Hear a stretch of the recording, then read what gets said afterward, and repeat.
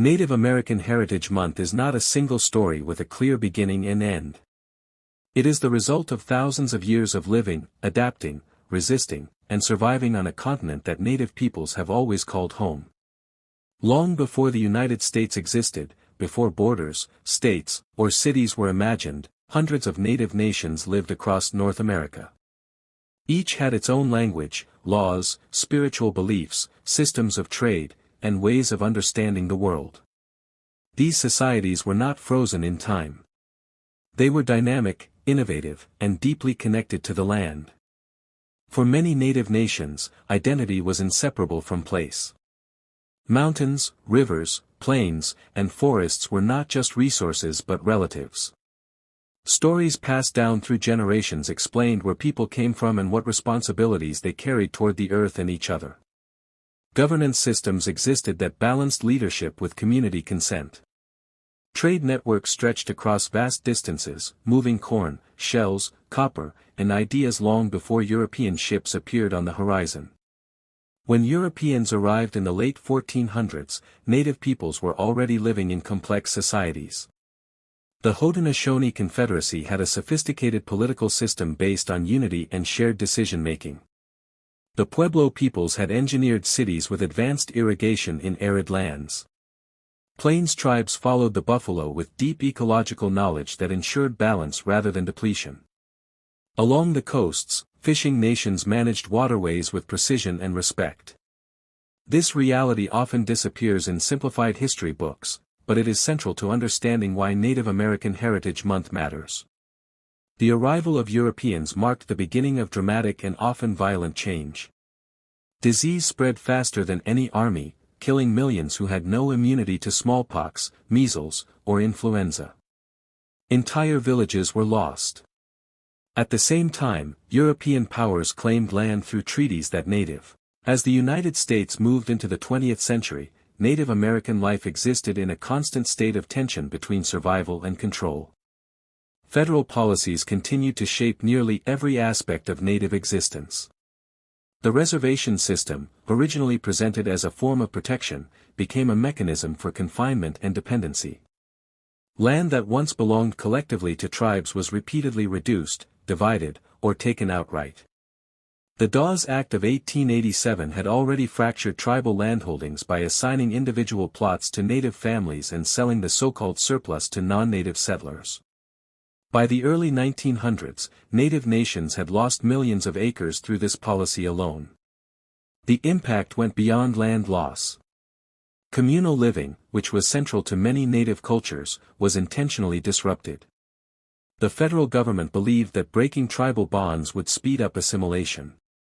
Native identity was treated as a problem to be fixed rather than a culture to be respected. Boarding schools remained a powerful tool in this effort. Children were removed from their homes, sometimes by force, and placed in distant institutions. They were punished for speaking their languages or practicing their traditions. Many suffered physical, emotional, and sexual abuse. These experiences left deep scars that passed from one generation to the next. Yet even in these conditions, resistance never stopped. Some Native families found quiet ways to preserve culture. Songs were whispered. Stories were told at night. Ceremonies continued in secret. Elders became living libraries, holding knowledge that could not be written down safely. This form of resistance was not loud, but it was powerful. It ensured that identity survived even when policy tried to erase it. The 1924 Indian Citizenship Act marked a complicated moment. On paper, Native Americans were now citizens of the United States. In reality, citizenship did not equal equality. Many states used literacy tests, poll. By the time Native American Heritage Month became a national observance, Native nations were already deeply engaged in shaping their own futures.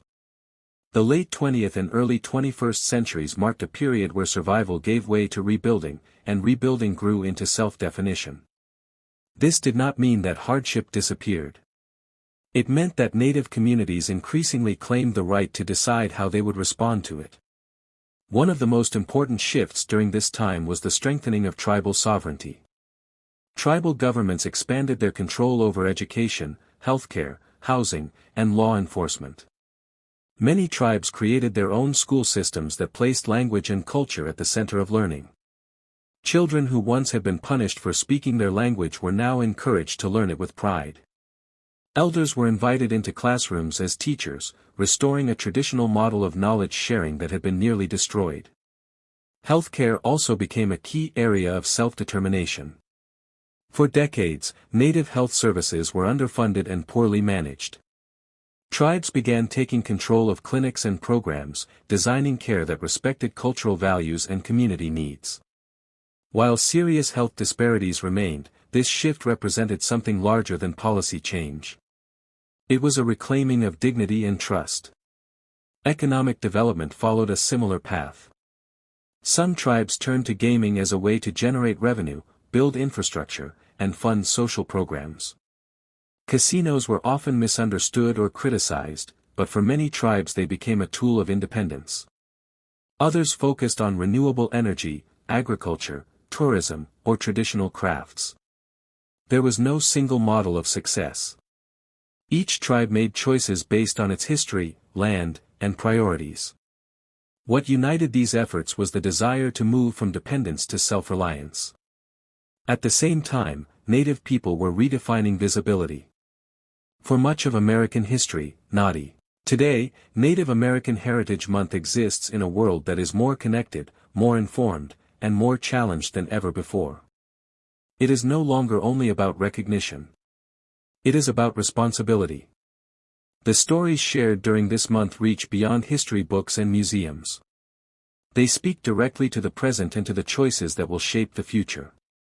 For Native communities, the month is a moment of visibility, but life does not pause when November ends. Tribal governments continue to manage land, protect resources, and care for their people year-round. Families continue the work of teaching language, passing down stories, and healing from historical trauma. Native identity is not seasonal. Heritage Month simply offers a platform where that reality is harder to ignore. One of the most important developments in recent years has been the growing insistence that Native voices lead the conversation. Institutions are increasingly challenged to move beyond symbolic gestures. Land acknowledgements, for example, have become more common, but many Native leaders ask what comes next. Acknowledgement without action risks becoming empty. Real respect shows up through policy change, fair funding, and honoring treaty obligations. Education remains central to this effort. Native American Heritage Month pushes schools and universities to rethink how they teach American history. When Native people appear only at the beginning of the story, it sends a false message that they no longer exist. Including Native perspectives across all periods of history changes how students understand the nation itself. It reveals that the United States is not just a country that expanded west, but one that continuously negotiated, broke, and sometimes upheld relationships with sovereign Native nations. Representation in media continues to improve, but it is still uneven. Native actors, writers, and directors are gaining space to tell stories on their own terms. These stories show Native life as comp.